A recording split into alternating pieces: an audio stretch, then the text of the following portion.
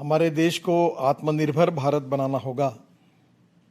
ये जो हम सबका उद्दिष्ट है वो पूरा करना होगा तो हमें देश में रोजगार निर्माण करना होगा, और रोजगार निर्माण किए बिना गरीबी दूर नहीं हो सकती।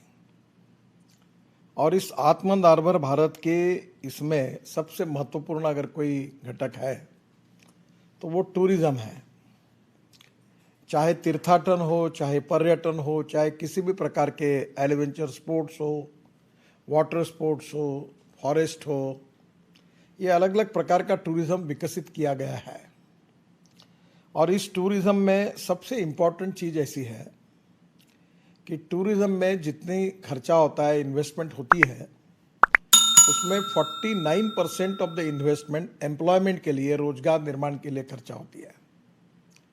तो इस क्षेत्र में कम से कम 5 करोड़ लोगों को रोजगार मिलने की संभावना इस पर्यटन के क्षेत्र में है। अगर आप स्विट्जरलैंड में जाएंगे, यूरोपियन देशों में जाएंगे, अमेरिका में जाएंगे, तो आपको हर जगह पर कैसे कैसे स्पॉट बने हैं आपको देखने के लिए मिलेंगे। जहाँ तक हमारे देश का सवाल है, हमारे इतिहास, संस्कृति और विरासत हमारे देश की सबसे बड़ी संपत्ति है, और इसी के आधार पर, भारतीय संस्कृति के आधार पर हम लोग विश्वास के साथ पूरे देश में, पूरी दुनिया में इसके बारे में एक आकर्षण भी है। हमारा योग विज्ञान हो, हमारा आयुर्वेद हो, हमारा रिलीजियस टूरिज्म हो, चाहे हमारी विशेष रूप से आप देखते होंगे कि गंगा में जब कुंभ होता है तो विदेशों से भी लोग आते हैं। आया हुआ हर आदमी कहीं ना कहीं टैक्सी लेता है, कहीं हवाई जहाज से आता है, कहीं रेलवे में बैठता है, कहीं रेस्टोरेंट में जाता है, कहीं होटल में जाता है, कुछ खरीदता है।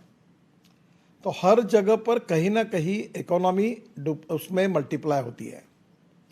जैसे अब हमारे हाईवे में हम जब इन्वेस्टमेंट करते हैं तो 1 रुपये का इन्वेस्टमेंट हम जब करते हैं तो 2.5 रुपया इकोनॉमी में आता है।